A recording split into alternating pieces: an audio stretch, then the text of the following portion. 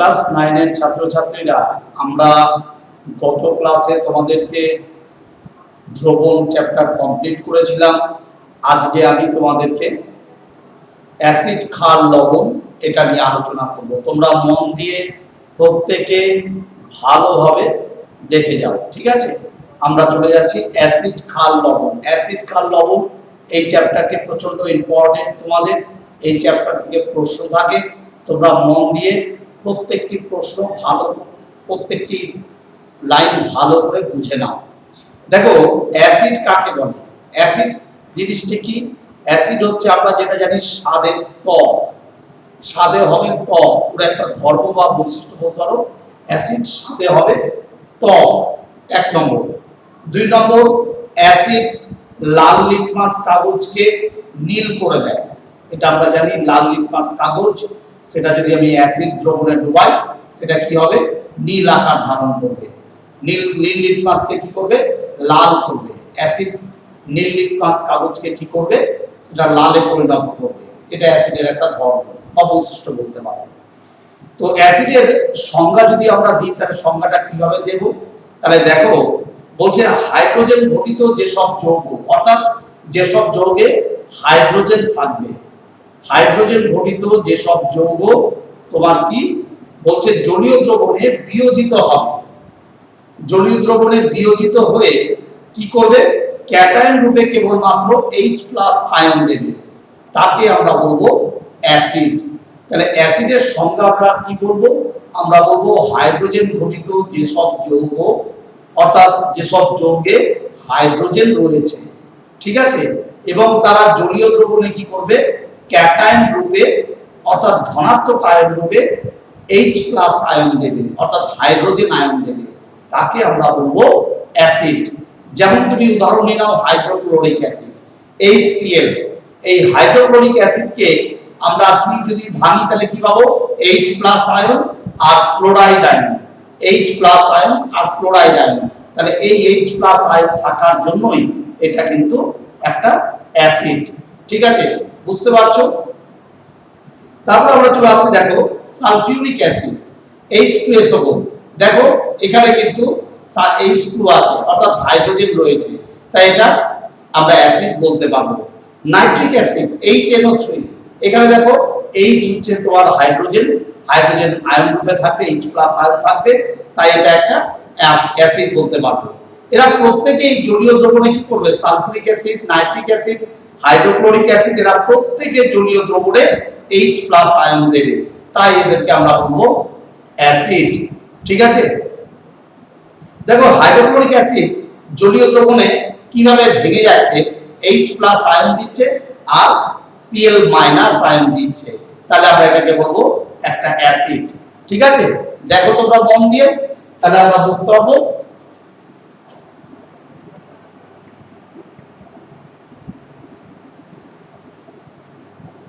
আমরা দেখো প্রত্যেকে মন দিয়ে,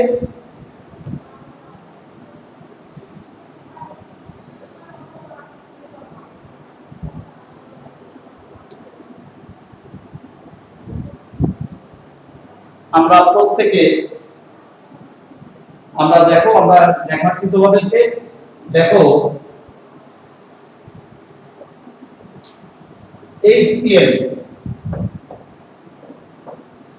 HCl দেখো জলীয় দ্রবণে কিভাবে ভেঙে যাচ্ছে। আমরা বলবো H+ ion plus chloride ion, Cl- ion, তাই এটা একটা অ্যাসিড আমরা বলবো। বুঝতে পারছো? আচ্ছা, তারপর আমরা চলে আসছি, দেখো H2SO4। এটা কিভাবে ভাঙছে? দেখো H+ আয়ন, অর্থাৎ দেখো 2H প্লাস সালফেট আয়ন, দুটো মাইনাস সালফেট আয়ন, ঠিক আছে? এইভাবে এটা ভেঙে যাচ্ছে। আর কি আর একটা দেখাচ্ছে, দেখো আরেকটা বলছে তোমাকে যে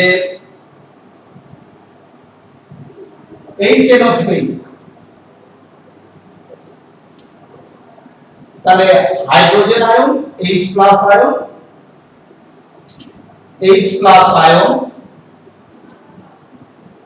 আর কি, আর আমরা পাচ্ছি দেখো H প্লাস আয়ন, আর আমরা এখান থেকে পাচ্ছি দেখো N nitrate ion plus NO3 minus nitrate ion. তাহলে আমরা দেখতে পাচ্ছি প্রত্যেকে জলীয় দ্রবণে বিয়োজিত হচ্ছে, বিয়োজিত হয়ে অ্যাসিড উৎপন্ন করছে। দেখো আমরা দেখতে পাচ্ছি HCl হাইড্রোক্লোরিক অ্যাসিড, এরা জলীয় দ্রবণে H+ আয়ন দিচ্ছে, ক্লোরাইড আয়ন দিচ্ছে, বুঝতে পারছো? সালফিউরিক অ্যাসিড H2SO4, দেখো হাইড্রোজেন আয়ন দিচ্ছে, সালফেট আয়ন দিচ্ছে, ঠিক আছে? আবার নাইট্রিক অ্যাসিড HNO3, এরাও জলীয় দ্রবণে হাইড্রোজেন আয়ন দিচ্ছে, আবার নাইট্রেট আয়ন দিচ্ছে। তাহলে আমরা এদেরকে কি বলবো? এরা প্রত্যেকেই জলীয় দ্রবণে দেখো হাইড্রোজেন আয়ন যেহেতু দিচ্ছে তাই এরা অ্যাসিড, ঠিক আছে? আবার দেখো আমাদের বলছে CH3COOH অর্থাৎ acetic acid, acetic acid H2S hydrogen sulphide, আর HCN হচ্ছে হাইড্রোজেন সায়ানাইড। এরা ইত্যাদি যৌগগুলি জলীয় দ্রবণে H+ আয়ন উৎপন্ন করে, এরাও জলীয় দ্রবণে H+ আয়ন উৎপন্ন করছে। তাহলে আমরা দেখতে পাচ্ছি acetic acid CH3COOH acetic acid, তারপরে আমরা দেখছি H2S হাইড্রোজেন সালফাইড এবং HCN অর্থাৎ হাইড্রোজেন সায়ানাইড। এরাও প্রত্যেকে জলীয় দ্রবণে বিয়োজিত হয়ে H+ আয়ন দিচ্ছে, তাই এরাও প্রত্যেকে অ্যাসিড, বুঝতে পারছো? তাহলে আমরা বলতে পারি এরাও জলীয় দ্রবণে হাইড্রোজেন আয়ন উৎপন্ন করছে, তাই এরা প্রত্যেকে অ্যাসিড। সুতরাং এই যৌগগুলো আমরা অ্যাসিড বলতে পারবো। এবার বিজ্ঞানী আর হেনিয়াসের মত অনুসারে বলছে জলীয় দ্রবণে অ্যাসিডের অণুগুলি আয়নিত হবে। বিজ্ঞানী আর হেনিয়াস তার মতে অ্যাসিডের সংজ্ঞাটা কেমন হচ্ছে দেখো, তার মতে বলছে অ্যাসিডের সংজ্ঞাটা হচ্ছে অ্যাসিডের অণুগুলো জলীয় দ্রবণে কি হবে?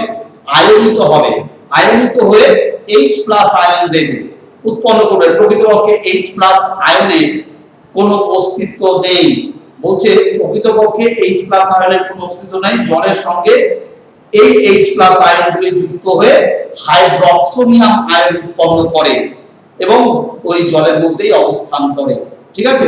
আয়ন রূপে অবস্থান করে। তাই আমরা জলীয় দ্রবণে অ্যাসিডের বিয়োজনগুলি নিম্নরূপ দেখাচ্ছে। বলছে দেখো, বলছে জলীয় দ্রবণে বিজ্ঞানী আরহেনিয়াসের মতে যেসব যৌগের অণু জলীয় দ্রবণে আয়নিত হবে, আয়নিত হয়ে কি উৎপন্ন করবে? H+ আয়ন উৎপন্ন করবে। আর এই H+ আয়নগুলি জলীয় দ্রবণে থাকবে, কিন্তু জলের অণুর সাথে কিন্তু এরা যুক্ত হয়ে হাইড্রক্সোনিয়াম আয়ন উৎপন্ন করে ফেলবে, তাই এদেরকে আমরা বলবো অ্যাসিড। আরএনএস এর মত অনুসারে এরাও অ্যাসিড, ঠিক আছে? যেমন দেখো H+ আর H+ আয়ন জলের অণুর সাথে যুক্ত হচ্ছে, H2O এর সাথে যুক্ত হয়ে H3O অর্থাৎ হাইড্রক্সোনিয়াম আয়ন তৈরি করে ফেলছে। যেমন দেখো H+ ion plus H2O, H+ ion জলের অণুর সাথে যুক্ত হয়ে কি তৈরি করছে? দেখো H3O হচ্ছে তোমার হাইড্রক্সোনিয়াম আয়ন, ঠিক আছে? H3O প্লাস হাইড্রক্সোনিয়াম আয়ন উৎপন্ন করে ফেলছে।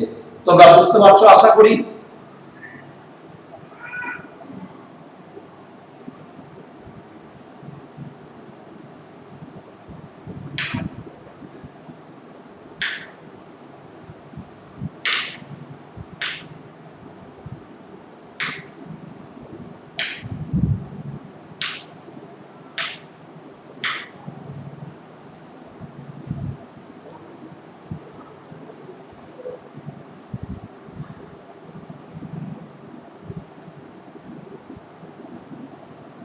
দেখো তাহলে আমরা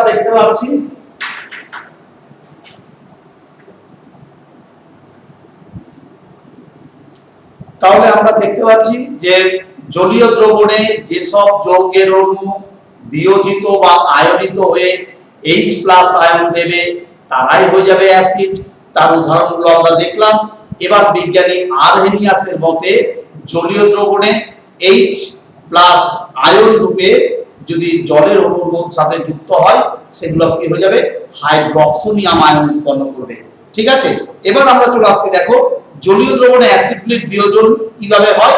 আরএনএসের মত অনুসারে HCl plus H2O, hydrochloric acid আর জল, এরা কিভাবে জলের মধ্যে, দেখো হাইড্রোক্সোনিয়াম H2O প্লাস আর Cl মাইনাস, H2O প্লাস আর Cl মাইনাস এইভাবে ভেঙে যাচ্ছে।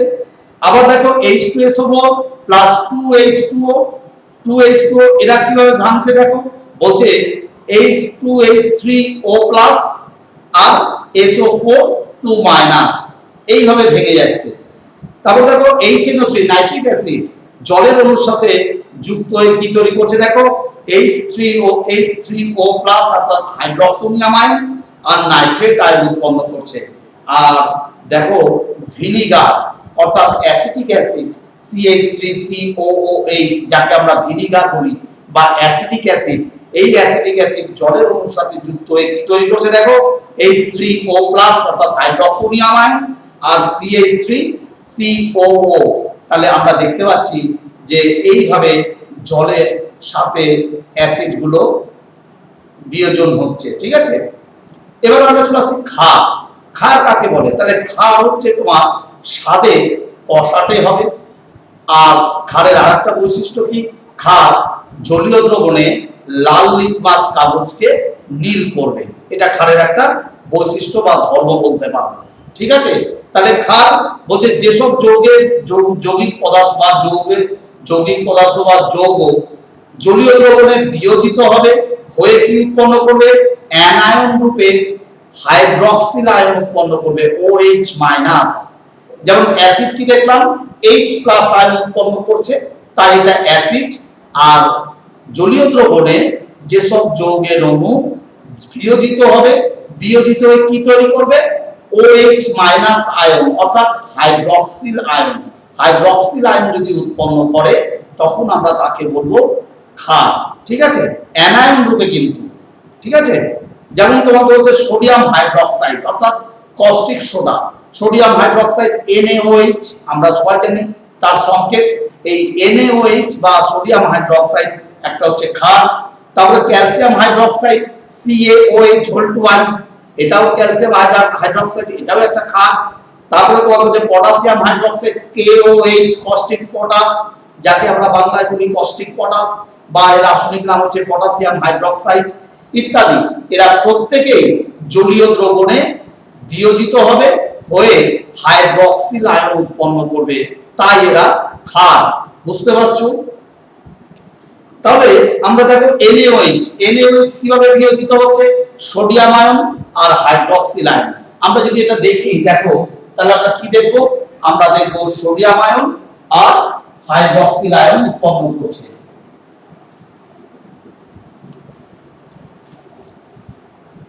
দেখো আমরা যদি দেখি তাহলে কি দেখব, আমরা দেখব NaOH, তোমরা একটু দেখো NaOH এটা কিভাবে বিয়োজিত হচ্ছে, আমরা বলবো sodium ion plus OH minus. দেখো হাইড্রক্সিল আয়ন, এই হাইড্রক্সিল আয়ন উৎপন্নের জন্য এটা কিন্তু একটা ক্ষার হয়ে যাবে। ঠিক আছে, তারপরে দেখো আমাদের তারপরে কি বলছে, দেখো তারপরে ক্যালসিয়াম হাইড্রক্সাইড CaOH2, তাহলে calcium ion 2 plus OH minus 2OH minus. তারপরে দেখো potassium hydroxide KOH, potassium hydroxide কি হবে, potassium ion plus hydroxyl ion. তাহলে আমরা দেখতে পাচ্ছি প্রত্যেক ক্ষেত্রে আমরা কি দেখতে পাচ্ছি, দেখো এই ক্ষারগুলো জলীয় দ্রবণে বিয়োজিত হচ্ছে, বিয়োজিত হয়ে প্রতি ক্ষেত্রে আমরা দেখতে পাচ্ছি হাইড্রক্সিল আয়ন অ্যানায়ন রূপে হাইড্রক্সিল আয়ন উৎপন্ন করছে, তাই এটা আমরা বলবো একটা ক্ষার। বুঝতে পারছো, এরা প্রত্যেকেই ক্ষার। তাহলে ক্ষারের সংজ্ঞাতে আমরা চলে আসছি। আবার আমরা বলবো যেসব যৌগিক পদার্থ বা যেসব যৌগ জলীয় দ্রবণে বিয়োজিত হবে, বিয়োজিত হয়ে কি করবে, বিয়োজিত হয়ে হাইড্রক্সিল আয়ন রূপে অ্যানায়ন রূপে হাইড্রক্সিল আয়ন উৎপন্ন করবে, তখন আমরা তাকে বলবো ক্ষার। বুঝতে পারছো? আশা করি সবাই বুঝতে পারছো। এবার আমরা চলে আসছি যে জল ভিন্ন অপর দ্রাবকের ক্ষেত্রে প্রয়োগের সীমাবদ্ধতা। বলছে জল ছাড়া অপর দ্রাবক এর ক্ষেত্রে কিছু সীমাবদ্ধতা আছে বা ত্রুটি আছে আমাদের। কি ত্রুটি? বলছে আরহেনিয়াসের তত্ত্ব অনুসারে অ্যাসিড এবং ক্ষারগুলি শনাক্ত করতে জলীয় দ্রবণের মাধ্যমে প্রয়োজন হয়। আমরা অ্যাসিডকে শনাক্ত করব বা ক্ষারকে শনাক্ত করব, এগুলো অ্যাসিড ক্ষারকে শনাক্ত করতে গেলে তাহলে আমাদের কি আরহেনিয়াসের তত্ত্ব অনুসারে, বিজ্ঞানী আরহেনিয়াসের তত্ত্ব অনুসারে অ্যাসিড আর ক্ষারকে যদি আমি শনাক্ত করতে যাই তাহলে আমাকে কি করতে হবে, একটা জলীয় মাধ্যম লাগবে, জলীয় দ্রবণ লাগবে। ঠিক আছে? এই জলীয় মাধ্যম ছাড়া অ্যাসিড আর ক্ষারের ধর্ম প্রকাশ করা যাবে না, এটা একটা সীমাবদ্ধতা। নাম্বার 2, অজলীয় দ্রাবক, অর্থাৎ যেসব দ্রাবকে জল নেই, অজলীয় দ্রাবক, এই অজলীয় দ্রাবক যৌগের অ্যাসিড বা ক্ষার ধর্ম তত্ত্বের সাহায্যে প্রকাশ করা যায় না। অজলীয় দ্রাবকগুলি যেমন তোমার ইথাইল অ্যালকোহল একটা অজলীয় দ্রাবক, বেনজিন, বেনজিন হচ্ছে একটা অজলীয় দ্রাবক, এর মধ্যে কিন্তু জল নেই। কারণ আমরা পূর্বের চ্যাপ্টারে পড়েছিলাম যে অজলীয় দ্রাবকের নাম দাও, তাহলে দুটি অজলীয় দ্রাবকের নাম লেখো, তাহলে আমরা বলবো একটা বেনজিন, একটা ইথাইল অ্যালকোহল, এর মধ্যে কিন্তু জল থাকে না, তাহলে এরা অজলীয় দ্রাবক। এই অজলীয় দ্রাবকের মধ্যে আমরা অ্যাসিড আর ক্ষার এর তত্ত্বের সাহায্যে ব্যাখ্যা করতে আমরা পারবো না। আর কি, যেমন বলছে তরল অ্যামোনিয়া দ্রাবকে দ্রবীভূত অ্যামোনিয়াম ক্লোরাইড, তরল অ্যামোনিয়া, এই তরল অ্যামোনিয়ার মধ্যে কে দ্রবীভূত আছে, বলছে ammonium chloride NH4Cl, ammonium chloride অ্যাসিডের মতো আচরণ করে। ঠিক আছে? আবার তরল অ্যামোনিয়াতে দ্রবীভূত NH2 ক্ষারের মতো আচরণ করে। তাহলে খুব ভালো করে পড়বে। এবার আমরা চলে আসছি, দেখো hydrochloric acid, nitric acid HCl, HNO3 ইত্যাদি জলীয় দ্রবণে H+ আয়ন উৎপন্ন করে। আমরা আগেই দেখেছি যে অ্যাসিড জলীয় দ্রবণে কি করবে, H+ আয়ন উৎপন্ন করবে, এটা তোমরা প্রত্যেকেই জানো। থাইওয়া অ্যাসিড এরা H+ আয়ন উৎপন্ন করে, কিন্তু জল ভিন্ন অপর কোন দ্রাবকে এরা H+ আয়ন উৎপন্ন করে না।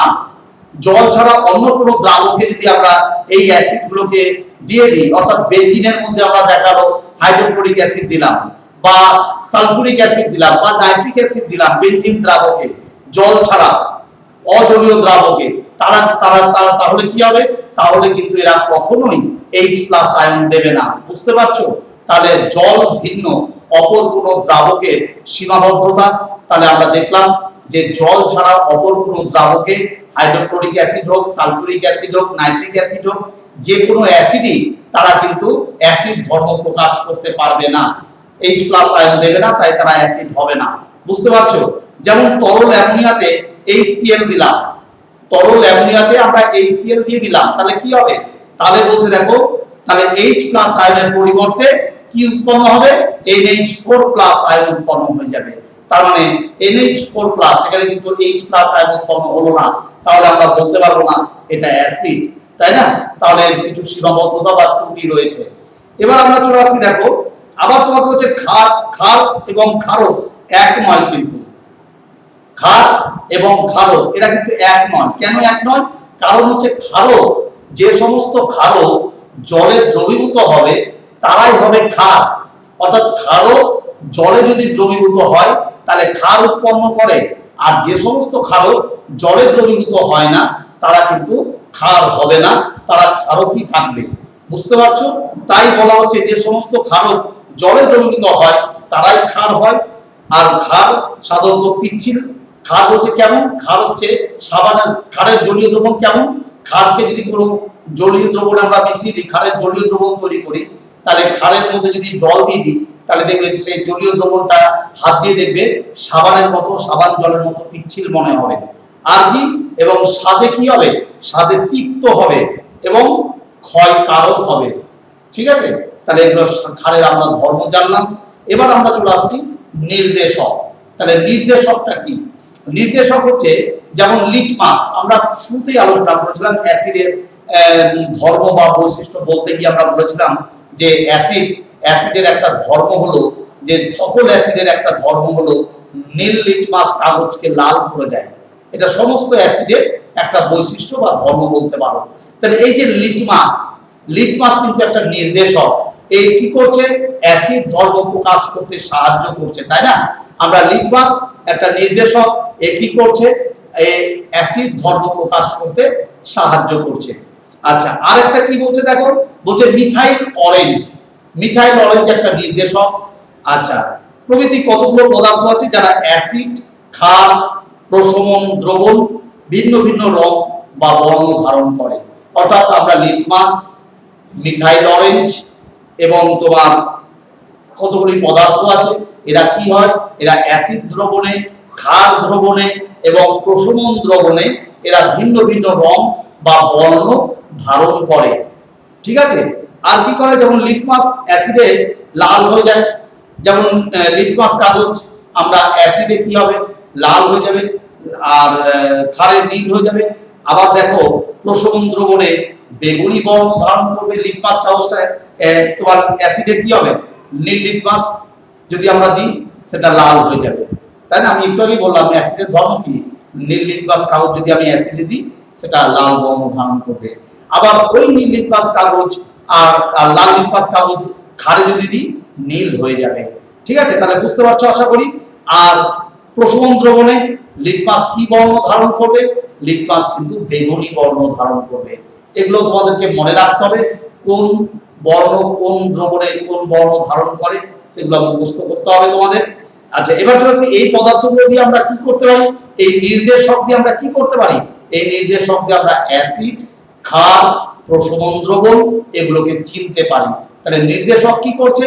তোমাকে অ্যাসিডকে চিনতে সাহায্য করছে, ক্ষারকে চিনতে সাহায্য করছে, প্রশমন দ্রবণকে চিনতে সাহায্য করছে। বুঝতে পারছো আশা করি। তাহলে দেখো, তাহলে নির্দেশক কাকে বলবো? নির্দেশকের সংজ্ঞাতে আমরা চলে আসছি। নির্দেশকের সংজ্ঞা হচ্ছে যেসব রাসায়নিক পদার্থ অ্যাসিড, ক্ষার ও প্রশমন দ্রবণে, অ্যাসিডের দ্রবণে, ক্ষারের দ্রবণে, প্রশমন দ্রবণে ভিন্ন ভিন্ন বর্ণ ধারণ করে। অর্থাৎ যেসব রাসায়নিক পদার্থ অ্যাসিড দ্রবণে একরকম বর্ণ ধারণ করবে, ক্ষার দ্রবণে একরকম করবে এবং প্রশমন দ্রবণে আরেক রকম বর্ণ ধারণ করবে, ভিন্ন ভিন্ন বর্ণ ধারণ করবে, এবং যারা নিজের বর্ণকে পরিবর্তন করে অ্যাসিড আর ক্ষারের প্রশমন ক্রিয়া, প্রশমন ক্ষণ নির্দেশ করবে। অর্থাৎ যেসব পদার্থ নিজের যে প্রকৃত বর্ণ সেই বর্ণটাকে পরিবর্তন করে দেবে, করে দিয়ে অ্যাসিড আর ক্ষারের বিক্রিয়ায় প্রশমন ক্ষণ নির্দেশ করবে, তাদের আমরা বলবো নির্দেশক। আমি আবার বলছি, নির্দেশক কাদের বলছি? আমরা বলছি যেসব রাসায়নিক পদার্থ অ্যাসিড দ্রবণে, ক্ষার দ্রবণে এবং প্রশমন দ্রবণে ভিন্ন ভিন্ন বর্ণ ধারণ করবে, এবং এই রাসায়নিক পদার্থগুলো নিজের যে প্রকৃত বর্ণ সেই প্রকৃত বর্ণ কিন্তু ওরা ধরে রাখতে পারবে না, ওরা অ্যাসিড এবং ক্ষার দ্রবণে প্রশমন ক্ষণ নির্দেশ করবে, তাদেরকে আমরা বলবো নির্দেশক। বুঝতে পারছো? তাহলে নির্দেশক যেমন হচ্ছে লিটমাস কাগজ আমরা নির্দেশক বলবো, মিথাইল অরেঞ্জ একটা নির্দেশক, তারপরে তোমার ফেনপথ্যালিন এটাও নির্দেশক, আর মিথানল, মিথাইল রেড এটাও হচ্ছে একটা নির্দেশক। ঠিক আছে? তাহলে এখানে তোমাদের চারটা নির্দেশকের সম্পর্কে আলোচনা করছে। এই যে ছকটা তোমরা দেখতে পাচ্ছ, এই ছকটা ভালো করে মুখস্থ করবে, কারণ এখান থেকে ছোট প্রশ্ন তোমাদের অবশ্যই দেয়। দেখো এখানে বলছে নির্দেশক হচ্ছে লিটমাস, অ্যাসিড দ্রবণে এর স্বাভাবিক বর্ণ কি? লিটমাসের স্বাভাবিক বর্ণ বা নিজস্ব বর্ণ কি? ওর নিজস্ব বর্ণ হচ্ছে বেগুনি বর্ণ। ভালো করে মনে রাখবে, লিটমাসের স্বাভাবিক বর্ণ বা নিজস্ব বর্ণ কি? বেগুনি। এই লিটমাস কাগজটি তুমি যখন অ্যাসিড দ্রবণে ডোবাবে তখন ওটা কি হয়ে যাবে? লাল বর্ণ ধারণ করবে। বুঝতে পারছো? আবার তুমি যদি ওই লিটমাস কাগজটি যখন ক্ষার দ্রবণে ডোবাবে তখন কি হবে? নীল বর্ণ ধারণ করবে। আর ওই লিটমাস কাগজটি যখন তুমি প্রশমন দ্রবণে ডোবাবে তখন কি হবে? তখন কিন্তু ও বেগুনি বর্ণই থাকবে, অর্থাৎ ওর বর্ণকে অপরিবর্তিত রেখে দিচ্ছে, কালার ওর যে নিজস্ব রং যে বেগুনি সেটা কিন্তু বেগুনি থেকে যাবে। ঠিক আছে, তাহলে বুঝতে পারছো। তাহলে আমরা দেখলাম লিটমাস কাগজের স্বাভাবিক বর্ণ কি, আমরা দেখলাম লিটমাস কাগজের স্বাভাবিক বর্ণ হচ্ছে বেগুনি। ওটা ওই কাগজটি যখন লিটমাস কাগজটি যখন আমরা অ্যাসিড দ্রবণে ডুবিয়ে দিচ্ছি তখন সেটা কি রকম হয়ে যাচ্ছে, সেটা কিন্তু লাল বর্ণ ধারণ করছে। আবার যখন লিটমাস কাগজটি আমরা ক্ষার দ্রবণে ডুবিয়ে দিচ্ছি তখন কিন্তু ওটা কি বর্ণ ধারণ করছে, ওটা কিন্তু নীল বর্ণ ধারণ করছে।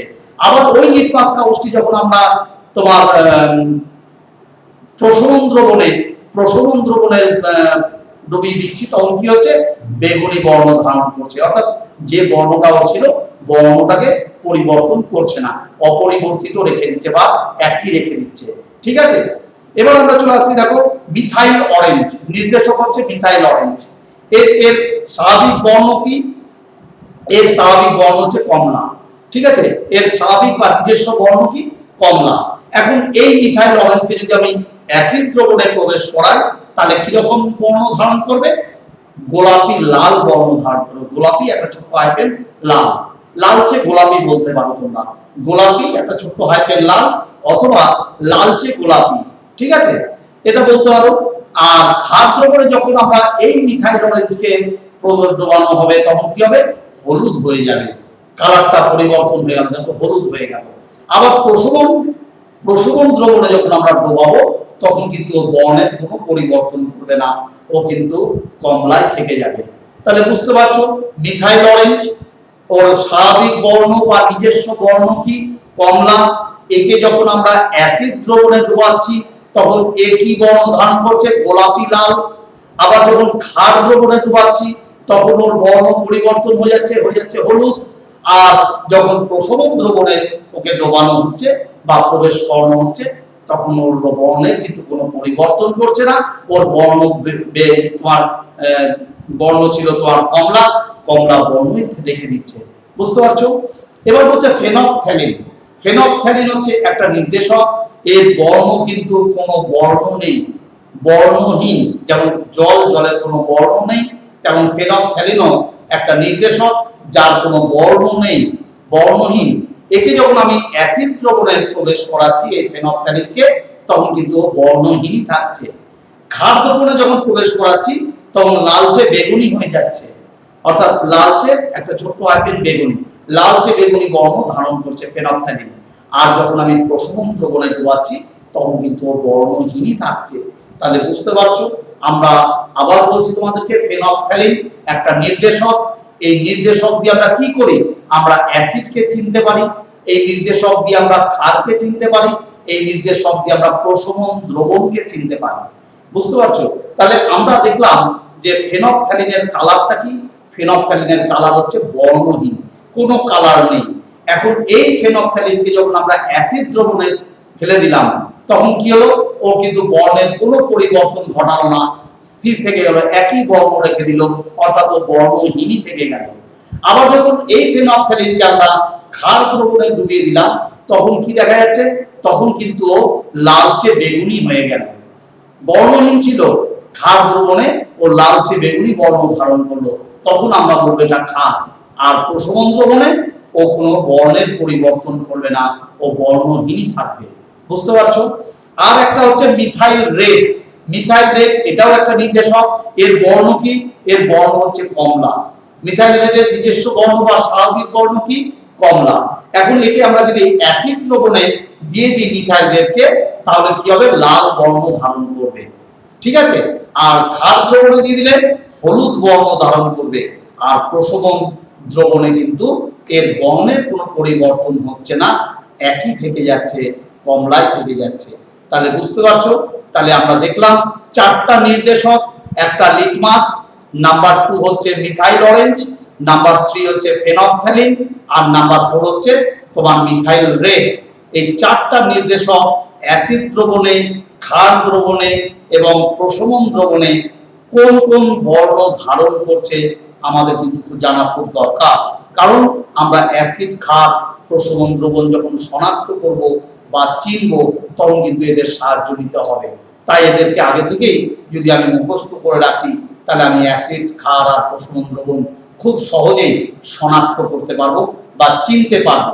ঠিক আছে, এবার আমরা চলে আসছি, দেখো সোডিয়াম হাইড্রোক্সাইড। আমরা সোডিয়াম হাইড্রোক্সাইড, এটা তো রাসায়নিক নাম, এর চলতি নাম হচ্ছে কস্টিক সোডা। আমরা একে বাংলায় কস্টিক সোডা বলি, যার রাসায়নিক সংকেত হচ্ছে NaOH। NaOH sodium hydroxide. আর কি বলছে, সালফিউরিক অ্যাসিড অর্থাৎ রসায়নের রাজা, অর্থাৎ H2SO4। তোমাদের যদি পরীক্ষায় প্রশ্ন করে কোন অ্যাসিডকে রসায়নের রাজা বলা হয়, কেমিক্যাল আমরা বলছি, তাহলে আমরা বলবো H2SO4। অর্থাৎ H2SO4 হচ্ছে সালফিউরিক অ্যাসিড, যাকে রসায়নের রাজা বলা হয়। আর সোডিয়াম হাইড্রোক্লোরিক অ্যাসিড HCl, আর nitric acid NH3 nitric acid. এই চারটা আমরা এখন তাদের ব্যবহার জানবো। দেখো, একটা ক্ষার, তিনটা অ্যাসিড।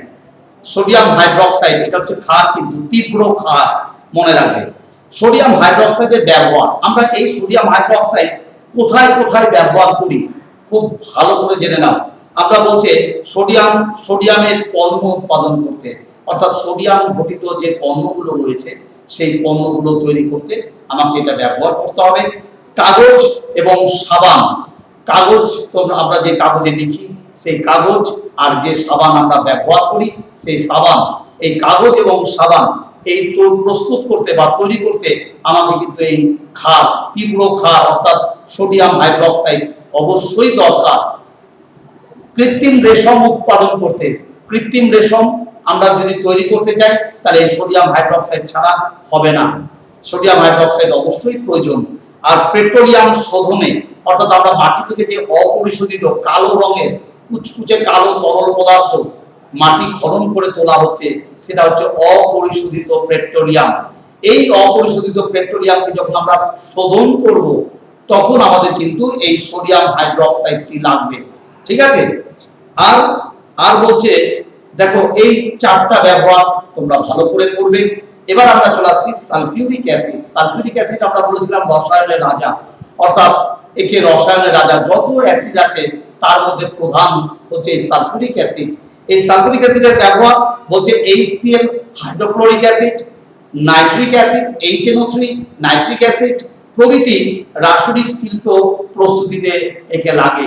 তুমি এই হাইড্রোক্লোরিক অ্যাসিড প্রস্তুত করতে, নাইট্রিক অ্যাসিড প্রস্তুত করতে তোমার কিন্তু সালফিউরিক অ্যাসিড লাগবে। সালফিউরিক অ্যাসিড ছাড়া কিন্তু এগুলোকে প্রস্তুত করা যাবে না। ঠিক আছে, আর বহু রকমের বিস্ফোরক পদার্থ প্রস্তুত করতে, অর্থাৎ বিস্ফোরক পদার্থ বলতে যেসব পদার্থ বিস্ফোরণ ঘটায়, অর্থাৎ বোমা তৈরি করতে, এই বোম তৈরি করতে আমাদের কিন্তু এই সালফিউরিক অ্যাসিড অবশ্যই লাগবে। আর অ্যামোনিয়াম সালফেট ইত্যাদি রাসায়নিক সার, অ্যামোনিয়াম সালফেট একটা রাসায়নিক সার, এই রাসায়নিক সার প্রস্তুত করতে কিন্তু তোমার সালফিউরিক অ্যাসিড অবশ্যই প্রয়োজন। আর পেট্রোলিয়াম শোধনে আমরা দেখলাম, পেট্রোলিয়াম শোধন করতে যেমন সোডিয়াম হাইড্রোক্সাইড প্রয়োজন হয়েছিল, সোডিয়াম হাইড্রোক্সাইড যেমন পেট্রোলিয়াম শোধন করতে প্রয়োজন হয়, আবার সালফিউরিক অ্যাসিডও পেট্রোলিয়াম শোধন করতে প্রয়োজন হয়। ঠিক আছে, আর হাইড্রোক্লোরিক অ্যাসিডের ব্যবহার আমরা এবার চলে আসলাম HCl হাইড্রোক্লোরিক অ্যাসিড। এই হাইড্রোক্লোরিক অ্যাসিডের ব্যবহার হচ্ছে ওষুধ শিল্পে, আমরা যে ওষুধগুলো ব্যবহার করি সেই ওষুধ শিল্পে তৈরিতে হাইড্রোক্লোরিক অ্যাসিড ব্যবহার করা হয়। আর বিভিন্ন ধাতব ক্লোরাইড, অর্থাৎ ধাতুর যে ক্লোরাইডগুলো আছে, ধাতব ক্লোরাইড আর ক্লোরিন গ্যাস প্রস্তুত করতে, ধাতব ক্লোরাইড এবং ক্লোরিন গ্যাস প্রস্তুত করতে আমার হাইড্রোক্লোরিক অ্যাসিড অবশ্যই প্রয়োজন। আর রঞ্জক শিল্পে, আর কিসে, চর্ম শিল্পে লোহার উপর জিঙ্ক বা টিনের প্রলেপ দিতে আমরা হাইড্রোক্লোরিক অ্যাসিড ব্যবহার করি, অর্থাৎ লোহার উপর জিঙ্কের প্রলেপ দেওয়াকে আমরা গ্যালভানাইজেশন বলি। ঠিক আছে, বা দস্তা লেপন বলি। তো এই যে লোহার উপর জিঙ্কের প্রলেপ দিতে আমার কি লাগবে, হাইড্রোক্লোরিক অ্যাসিড লাগবে। রঞ্জক শিল্পে, রঞ্জক শিল্প বলতে বিভিন্ন প্রকার রং প্রস্তুত করতে আমরা কি করব, এই হাইড্রোক্লোরিক অ্যাসিড প্রয়োজন। চর্ম শিল্পে, চামড়া তৈরিতে আমরা চামড়ার যে শিল্প সেই শিল্পে তো আমাদের হাইড্রোক্লোরিক অ্যাসিড প্রয়োজন। আর কি স্টার্চ থেকে গ্লুকোজ প্রস্তুত করতে, শেষ সার, স্টার্চটা কি শেষ সার, এই শেষ সার থেকে গ্লুকোজ প্রস্তুত করতে আমাদের হাইড্রোক্লোরিক অ্যাসিড অবশ্যই প্রয়োজন। তাহলে হাইড্রোক্লোরিক অ্যাসিডের ব্যবহার আমরা দেখলাম। আর কি নাইট্রিক অ্যাসিড, অর্থাৎ HNO3 যার সংকেত নাইট্রিক অ্যাসিড, এই নাইট্রিক অ্যাসিডের আমরা ব্যবহারগুলো দেখে নিই। বলছে অ্যামোনিয়াম নাইট্রেট সার, আমরা রাসায়নিক একটা সার হচ্ছে অ্যামোনিয়াম নাইট্রেট, অ্যামোনিয়া ঘটিত অ্যামোনিয়াম নাইট্রেট একটা সার। এই সার প্রস্তুত করতে তোমার কি লাগছে? নাইট্রিক অ্যাসিড প্রয়োজন, HNO3 প্রয়োজন। আর নাইট্রোগ্লিসারিন TNT এ প্রভৃতি বিস্ফোরক পদার্থ প্রস্তুত করতে নাইট্রিক অ্যাসিড লাগবে। তাহলে দেখো এই নাইট্রোগ্লিসারিন TNT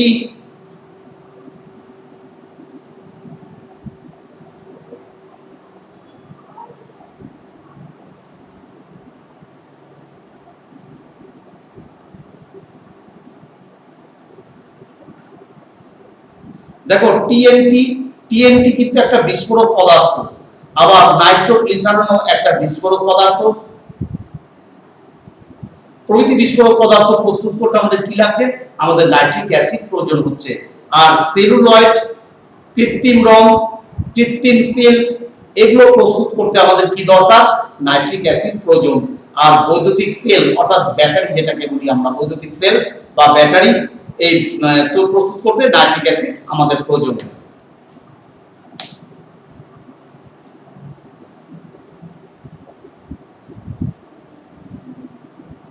এবার দেখো sulphuric acid, hydrochloric acid, nitric acid এদের রাসায়নিক ধর্মগুলো আমরা জেনে নিই। সালফিউরিক অ্যাসিডের রাসায়নিক ধর্ম কি, নাইট্রিক অ্যাসিডের রাসায়নিক ধর্ম কি, এবং হাইড্রোক্লোরিক অ্যাসিডের রাসায়নিক ধর্মই বা কি। তিনটা অ্যাসিডের আমরা রাসায়নিক ধর্ম নিয়ে এবার আলোচনা করব। রাসায়নিক ধর্ম বলতে তার ভৌত ধর্ম এবং তার রাসায়নিক ধর্ম দুটোই আমরা নিয়ে আলোচনা, এখানে তোমাদের রাসায়নিক ধর্ম নিয়ে আলোচনা করছে। দেখো রাসায়নিক ধর্ম বলতে কিন্তু আমরা বিক্রিয়াগুলো কিন্তু এখানে মেন বা প্রধান, এই বিক্রিয়াগুলো কিন্তু তোমাদের ভালো করে পড়তে হবে। দেখো সালফিউরিক অ্যাসিডের কিছু রাসায়নিক ধর্ম নিয়ে প্রথমে আলোচনা করছি আমরা। H2SO4 সালফিউরিক অ্যাসিড এর রাসায়নিক ধর্ম কি? বলছে সালফিউরিক অ্যাসিড হচ্ছে একটা তীব্র অ্যাসিড। কেন? এই জলীয় দ্রবণে এই অ্যাসিডটি H+ আয়ন প্রচুর পরিমাণে দেয়, প্রচুর পরিমাণে H+ আয়ন দেয়, তাই এটা হচ্ছে একটা তীব্র অ্যাসিড। ঠিক আছে, জলীয় দ্রবণে বিয়োজিত হয়ে প্রতিটি অণু থেকে দুটি ধনাত্মক হাইড্রোজেন আয়ন পাওয়া যায়, তাই এবং একটি ঋণাত্মক সালফেট আয়ন পাওয়া যায়। প্রত্যেকটি অণু থেকে দুটি ধনাত্মক হাইড্রোজেন আয়ন পায় আর একটি ঋণাত্মক সালফেট আয়ন পায়, তাই এটা তীব্র অ্যাসিড। যেমন H2SO4 আমরা 2H+ আয়ন আর OH- আয়ন, যদি আমরা H2SO4 কে ভাঙি তাহলে এরা জলীয় দ্রবণে বিয়োজিত হচ্ছে, বিয়োজিত হয়ে কি তৈরি করছে? 2H+ আয়ন উৎপন্ন করছে আর সালফেট আয়ন SO4- আয়ন উৎপন্ন করছে, সালফেট আয়ন। কার্বনেট আর বাইকার্বনেট যৌগের সঙ্গে এর বিক্রিয়া, কার্বনেট আর বাইকার্বনেট দুটো যৌগ, এই যৌগের সাথে সালফিউরিক অ্যাসিড কি বিক্রিয়া করে? তোমাদের পরীক্ষায় এইভাবে দেয় না প্রশ্ন, তোমাদের পরীক্ষায় প্রশ্নটা এইভাবে দেয় যে সোডিয়াম কার্বনেট, এটা একটা কার্বনেট যৌগ, সোডিয়াম কার্বনেট হচ্ছে একটা কার্বনেট যৌগ Na2CO3, Na2CO3 হচ্ছে সোডিয়াম কার্বনেট। এই সোডিয়াম কার্বনেটের সাথে আমরা সালফিউরিক অ্যাসিডের বিক্রিয়া করলাম, কি ঘটবে? সমীকরণ সহ লেখো। এই রকম প্রশ্ন তোমাদের দেয়, তোমাদের পরীক্ষা দিতে পারে যে সোডিয়াম কার্বনেটের সাথে সালফিউরিক অ্যাসিডের বিক্রিয়া ঘটানো হলো, কি উৎপন্ন হবে? সমীকরণ সহ লেখো। তাহলে কি উৎপন্ন হবে তার জন্য তোমার 1 নাম্বার থাকবে, আর সমীকরণ সহ লেখো তার জন্য আরো 1 নাম্বার থাকবে, অর্থাৎ 2টি নম্বর থাকবে। এরকম প্রশ্নে 2টি নম্বর দেয়, একটা থাকে কি উৎপন্ন হবে, বিক্রিয়া করে কি উৎপন্ন হবে সেটা তোমাকে লিখতে হবে, আর নাম্বার 2 তোমাকে বলছে বিক্রিয়ার সমীকরণ দাও, তাহলে বিক্রিয়ার সমীকরণের জন্য তোমার 1 থাকবে। বুঝতে পারছো? তাহলে দেখো সোডিয়াম কার্বনেটের সাথে সালফিউরিক অ্যাসিড বিক্রিয়া করে কি তৈরি করছে, তাহলে আমরা বলবো সোডিয়াম কার্বনেটের সাথে সালফিউরিক অ্যাসিড বিক্রিয়া করে কার্বন ডাই অক্সাইড গ্যাস উৎপন্ন করবে, আর sodium sulphate, carbon die oxide আর জল উৎপন্ন করবে। দেখো Na2CO3 প্লাস H2SO4 এই সমীকরণগুলো তোমাদের কিন্তু ঝাড়া মুখস্থ করতে হবে, ভালো করে মুখস্থ করতে হবে এবং পাশে পড়ার সময় মুখস্থ করে খাতায় কিন্তু লিখতে হবে, না হলে কিন্তু তোমরা ভুলে যাবে। আর এবং প্রত্যেকদিন একবার করে এই সমীকরণগুলো মুখস্থ করার জন্য করতে হবে, তাহলে তোমাদের এটা কিন্তু মনে থাকবে। আর কোনোদিন ভুলবে না। প্রতিদিন যদি পারো একবার করে এই সমীকরণগুলো যদি রিভাইজ করতে পারো তাহলে কিন্তু তোমরা কোনোদিনই ভুলবে না। Sodium carbonate Na2CO3 plus H2SO4, আমি সোডিয়াম কার্বনেটের সাথে সালফিউরিক অ্যাসিডের বিক্রিয়া ঘটালাম, কি উৎপন্ন হবে? তাহলে উৎপন্ন হবে sodium sulphate Na2SO4 sodium sulphate plus carbon dioxide plus জল H2O, CO2 প্লাস H2O। এইটা হচ্ছে বিক্রিয়ার সমীকরণ। তাহলে তোমাকে পরীক্ষায় প্রশ্ন করবে যে সোডিয়াম কার্বনেটের সাথে সালফিউরিক অ্যাসিডের বিক্রিয়া ঘটালাম, কি উৎপন্ন হবে? তখন তোমরা লিখছো যে সোডিয়াম কার্বনেটের সাথে সালফিউরিক অ্যাসিড বিক্রিয়া করে sodium sulphate, carbon die oxide এবং জল উৎপন্ন করবে। এই হলো তোমার লেখাটা। এবং বিক্রিয়ার সমীকরণ কি হলো? বিক্রিয়ার সমীকরণ তুমি বলছো Na2CO3 প্লাস H2SO4 সমান সমান Na2SO4 plus CO2 plus H2O। বুঝতে পারছো? তাহলে এইভাবে তোমাকে পড়তে হবে, এইভাবে পড়ে পড়ে তোমাকে লিখতে হবে। তারপরে নাম্বার 2 বলছে, দেখো এ তো গেল কার্বনেটের সাথে, এবার বাইকার্বনেটের সাথে সোডিয়াম বাইকার্বনেট NaHCO3। সোডিয়াম বাইকার্বনেটের সংকেত হচ্ছে NaHCO3, সোডিয়াম বাইকার্বনেট। এই সোডিয়াম বাইকার্বনেটের সাথে সালফিউরিক অ্যাসিডের বিক্রিয়া ঘটালাম, তাহলে কি হবে? সোডিয়াম বাইসালফেট উৎপন্ন হবে NaHSO4, sodium bisulphate plus carbon dioxide plus জল, একই উৎপন্ন হবে। তাহলে সোডিয়াম, দেখো আমরা সমীকরণটা লিখছি, আমরা বোর্ডে সমীকরণটা তোমাদের দেখাচ্ছি। দেখো sodium bicarbonate NaHCO3, sodium bicarbonate NaHCO3, sodium bicarbonate plus H2SO4। ঠিক আছে, এটা হচ্ছে সোডিয়াম বাইকার্বনেট, সোডিয়াম বাইকার্বনেট, আর এটা সালফিউরিক অ্যাসিড। এই বিক্রিয়া করে কি উৎপন্ন করছে? Sodium sulphate NaHSO4 plus CO2 plus H2O, এটা উৎপন্ন করছে। তাহলে বুঝতে পারছো? তাহলে সোডিয়াম বাইকার্বনেট এর সাথে সালফিউরিক অ্যাসিড বিক্রিয়া করে কি উৎপন্ন করলো? Sodium bisulphate, sodium bisulphate NaHSO4 plus CO2 plus H2O। আশা করি তোমরা বুঝতে পারছো। এবার আমরা চলে যাচ্ছি, দেখো ক্ষারের সাথে বিক্রিয়া। ক্ষারের সাথে কি বিক্রিয়া করছে আমরা দেখবো। দেখো ক্ষারের সাথে সালফিউরিক অ্যাসিড বিক্রিয়া করে প্রতি ক্ষেত্রে লবণ এবং জল উৎপন্ন করবে। তাহলে দেখো আমরা NaOH অর্থাৎ সোডিয়াম হাইড্রোক্সাইড, তোমাদের পরীক্ষায় প্রশ্ন করবে যে সোডিয়াম হাইড্রোক্সাইডের সাথে আমরা সালফিউরিক অ্যাসিডের বিক্রিয়া করলাম, কি উৎপন্ন হবে? সমীকরণ সহ লেখো। তখন তুমি বলবে যে সোডিয়াম হাইড্রোক্সাইড NaOH এর সাথে সালফিউরিক অ্যাসিড বিক্রিয়া করে সোডিয়াম বাইসালফেট এবং জল উৎপন্ন হবে, লবণ জল। দেখো কি রকম, যে আমরা আরেকটা সমীকরণ দিচ্ছি যে sodium hydroxide NaOH plus H2SO4 বিক্রিয়া করছে। দেখো এটা ক্ষার আর এটা অ্যাসিড। NaOH হচ্ছে একটা ক্ষার আর H2SO4 হচ্ছে একটা অ্যাসিড। তাহলে ক্ষার এবং অ্যাসিড এরা বিক্রিয়া করছে, বিক্রিয়া করে কি তৈরি করছে? আমরা বলবো sodium bisulphate NaHSO4 plus H2O। Sodium বাইসালফেটটা কি? একটা লবণ আর এটা জল। তাহলে অ্যাসিড এবং ক্ষার প্রতি ক্ষেত্রে বিক্রিয়া করে কি তৈরি করবে? লবণ এবং জল উৎপন্ন করবে। তোমরা দেখতে পাচ্ছ। আবার দেখো আমরা বলছি যে NaOH সোডিয়াম হাইড্রোক্সাইড আর H2SO4 আমরা দেখতে পাচ্ছি, দেখো Na2SO4 সোডিয়াম সালফেট লবণ আর জল উৎপন্ন করছে। তাহলে আমরা দেখতে পাচ্ছি যে অ্যাসিড ক্ষারের সাথে বিক্রিয়া করে প্রতি ক্ষেত্রে লবণ এবং জল উৎপন্ন করবে। এবার আমরা চলে আসি ধাতুর সাথে বিক্রিয়া, খুব ইম্পর্টেন্ট, সালফিউরিক অ্যাসিডের সাথে ধাতুর বিক্রিয়া। তাহলে বলছে দেখো সাধারণ উষ্ণতায় বা ঘরের তাপমাত্রায় আমরা লঘু সালফিউরিক অ্যাসিডের সঙ্গে জিঙ্ক বা দস্তা জেডেন জিঙ্কের বিক্রিয়া করলাম কি উৎপন্ন হবে সমীকরণ সহ লেখো। তোমাকে পরীক্ষা প্রশ্ন করলো, যে প্রশ্ন দেখালো, প্রশ্নপত্রে এসেছে যে সালফিউরিক অ্যাসিডের সাথে জিঙ্কের বিক্রিয়ায় কি উৎপন্ন হয় সমীকরণ সহ লেখো। তখন তুমি বলছো যে জিঙ্কের সাথে সালফিউরিক অ্যাসিড বিক্রিয়া করে জিঙ্ক সালফেট লবণ আর হাইড্রোজেন গ্যাস উৎপন্ন করবে। তাহলে আমরা দেখতে পাচ্ছি সালফিউরিক অ্যাসিড ধাতুর সাথে বিক্রিয়া করে হাইড্রোজেন গ্যাস উৎপন্ন করলো আর জিঙ্ক সালফেট লবণ তৈরি করে ফেললো। দেখো আমরা বলছি যে সাধারণ উষ্ণতায় লঘু সালফিউরিক অ্যাসিডের সাথে জিঙ্কের বিক্রিয়ায় জিঙ্ক সালফেট লবণ আর হাইড্রোজেন গ্যাস উৎপন্ন করবে। তাহলে দেখো আমরা বিক্রিয়ার সমীকরণটা দেখাচ্ছি তোমাদেরকে, যে জিঙ্কের সাথে Zn, তোমরা এটা ঝাড়া মুখস্থ করবে, Zn plus H2SO4, Zn plus H2SO4 সমান সমান আমরা কি বলবো, Zn এই Zn zinc sulphate ZnSO4 plus H2। দেখো জিঙ্ক সালফেট লবণ আর হাইড্রোজেন গ্যাস উৎপন্ন করেছে।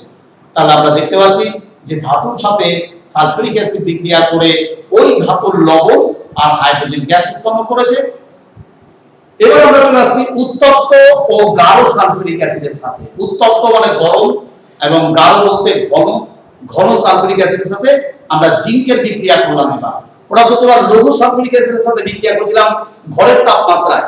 ভালো করে পড়বে, ঘরের তাপমাত্রায় বা সাধারণ উষ্ণতায় আমরা লঘু সালফিউরিক অ্যাসিডের সাথে বিক্রিয়া করলাম না জিঙ্কের, বিক্রিয়া করে কি উৎপন্ন করলো, জিঙ্ক সালফেট লবণ আর হাইড্রোজেন গ্যাস উৎপন্ন করেছে।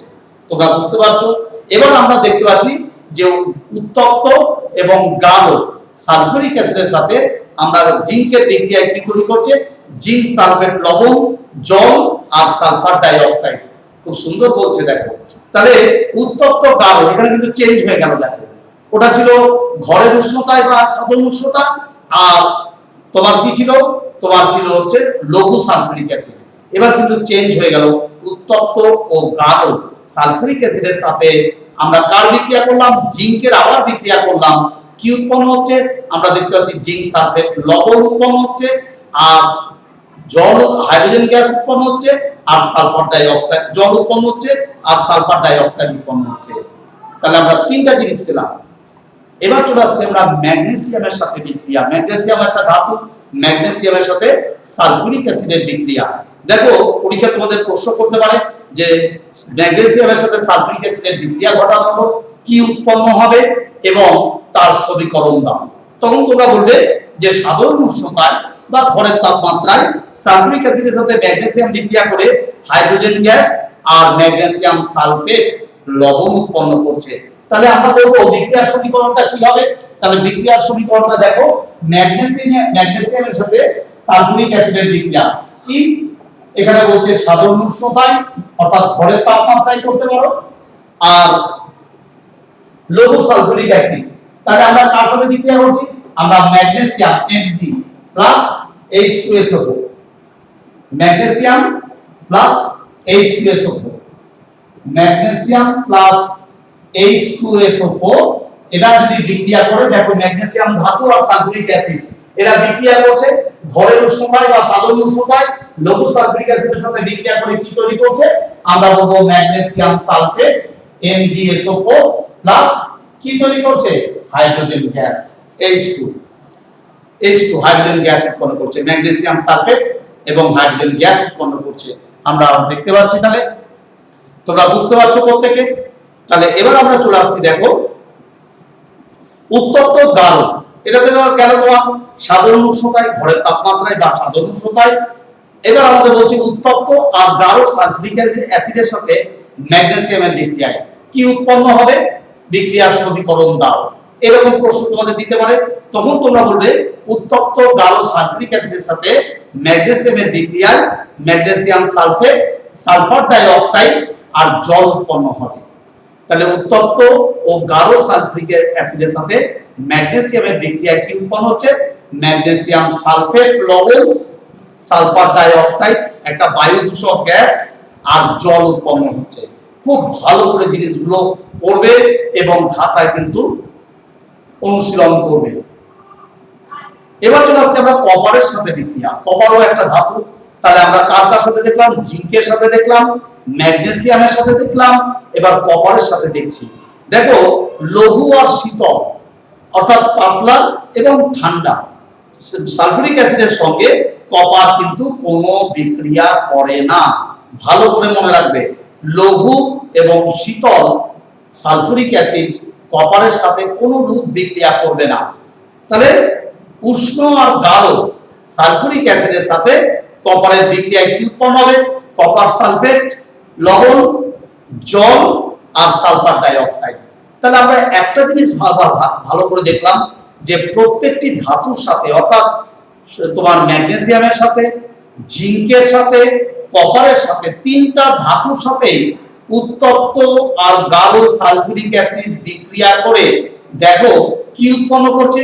ওই ধাতুর লবণ তৈরি করছে, সালফার ডাই অক্সাইড উৎপন্ন করছে, জল উৎপন্ন করছে। তোমরা বুঝতে পারছো তো? তাহলে আমরা দেখলাম জিঙ্কের সাথে উত্তপ্ত গাঢ় সালফিউরিক অ্যাসিড বিক্রিয়া করে জিঙ্ক সালফেট, লবণ, সালফার ডাই অক্সাইড আর জল উৎপন্ন করলো।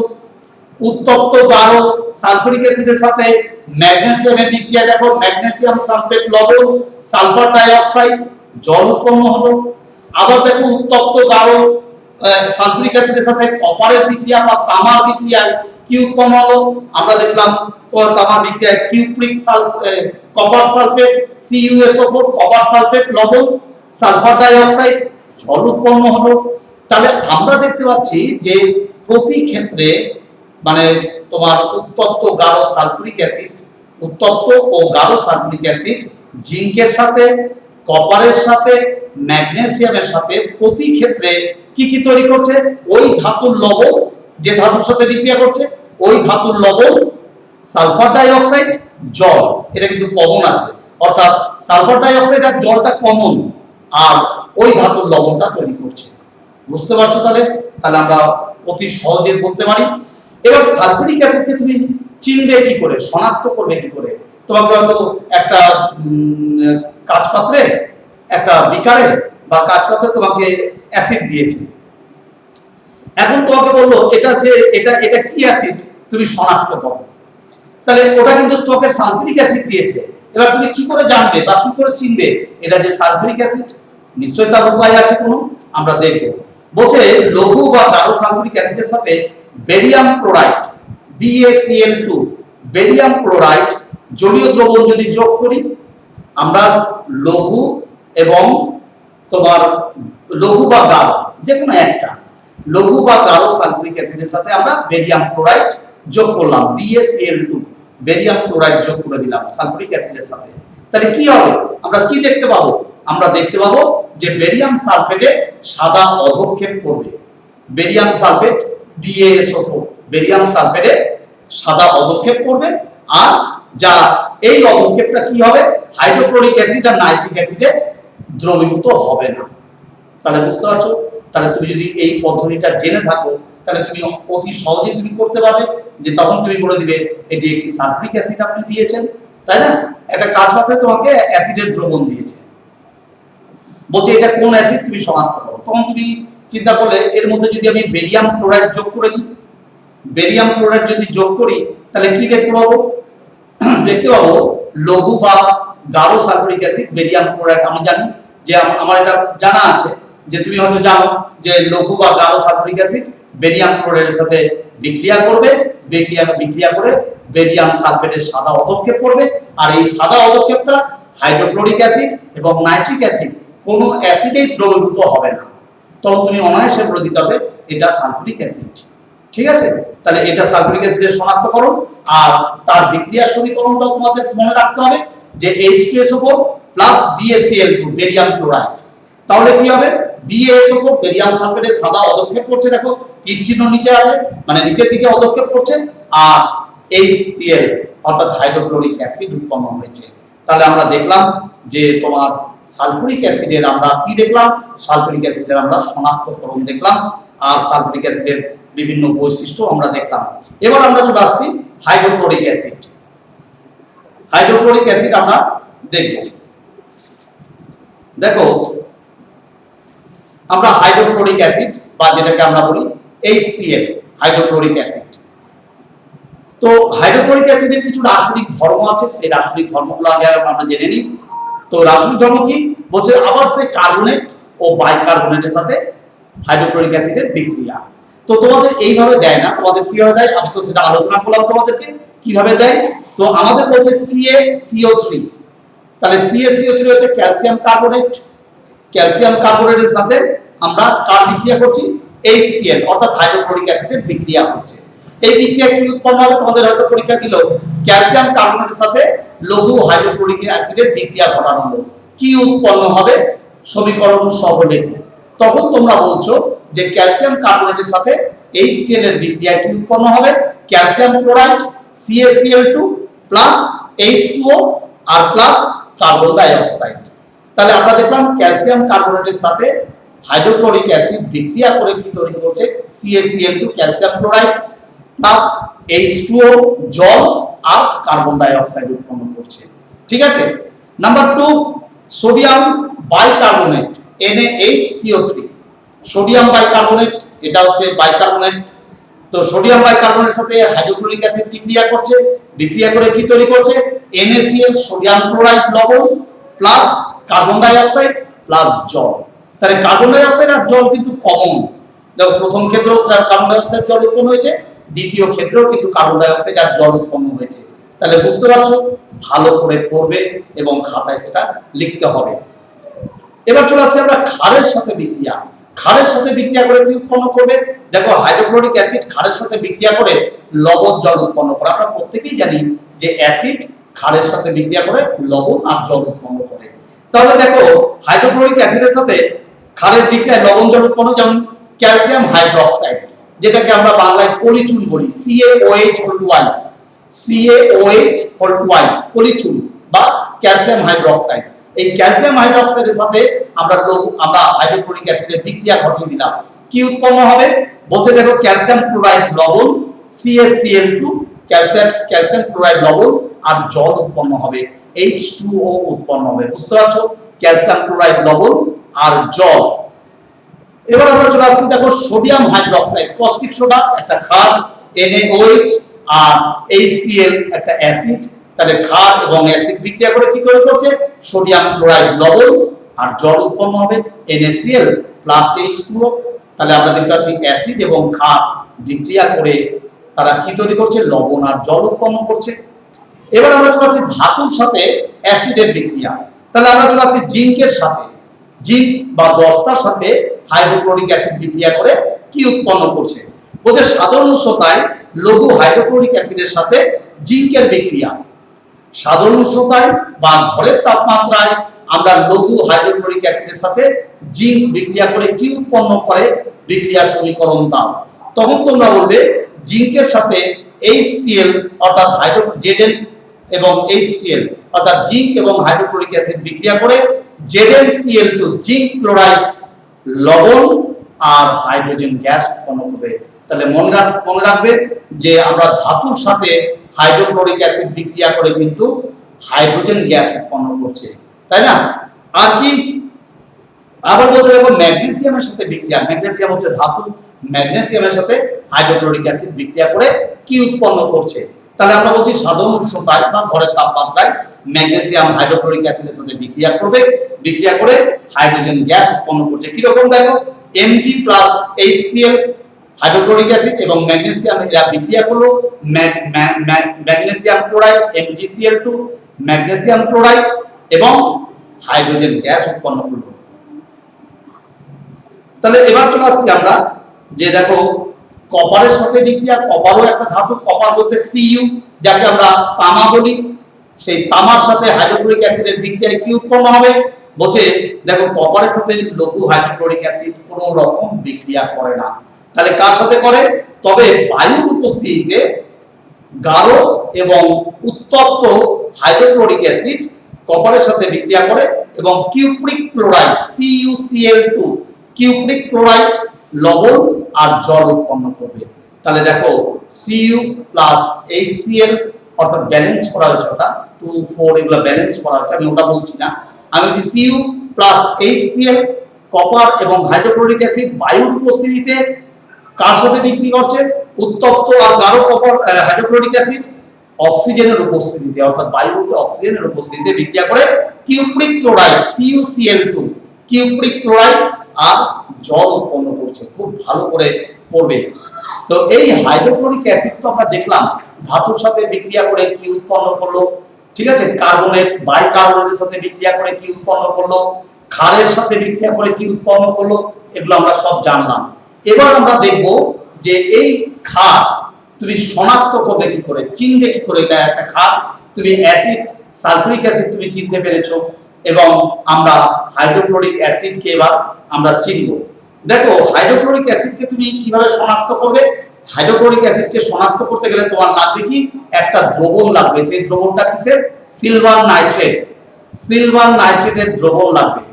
তো আমরা বলছি হাইড্রোক্লোরিক অ্যাসিডের মধ্যে সিলভার নাইট্রেটের দ্রবণ যোগ করে দিলাম, তাহলে কি হবে? তাহলে দেখো সিলভার ক্লোরাইডের সাদা অধক্ষেপ পড়বে আর এ যা নাইট্রিক অ্যাসিডে অদ্রাব্য হবে, কিন্তু অতিরিক্ত অ্যামোনিয়াম হাইড্রোক্সাইডে এই সাদা অধক্ষেপটি দ্রবীভূত হয়ে যাবে। ঠিক আছে, তাহলে আমরা বলবো AgNO3 সিলভার নাইট্রেট। সিলভার নাইট্রেটের সংকেত হচ্ছে AgNO3 প্লাস HCl। তাহলে AgNO3 প্লাস HCl এরা একটা রাসায়নিক বিক্রিয়া করছে। বিক্রিয়া করে কি তৈরি করছে? AgCl2 silver chloride. AgNO3 silver nitrate যার সংকেত প্লাস HCl হাইড্রোক্লোরিক অ্যাসিড, এরা বিক্রিয়া করছে। দেখো বিক্রিয়া করে কি তৈরি করছে? AgCl2 অর্থাৎ সিলভার ক্লোরাইড আর কি তৈরি করছে? নাইট্রিক অ্যাসিড HNO3 তৈরি করছে।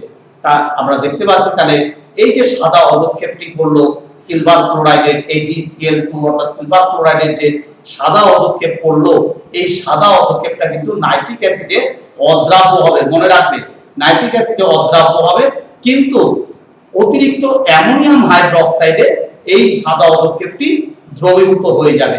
ভালো করে পড়বে। এবার নাইট্রিক অ্যাসিডে চলে আসলাম আমরা। নাইট্রিক অ্যাসিডের আমরা কিছু ধর্ম আমরা দেখব। দেখো কি বলছে। বলছে নাইট্রিক অ্যাসিড আমরা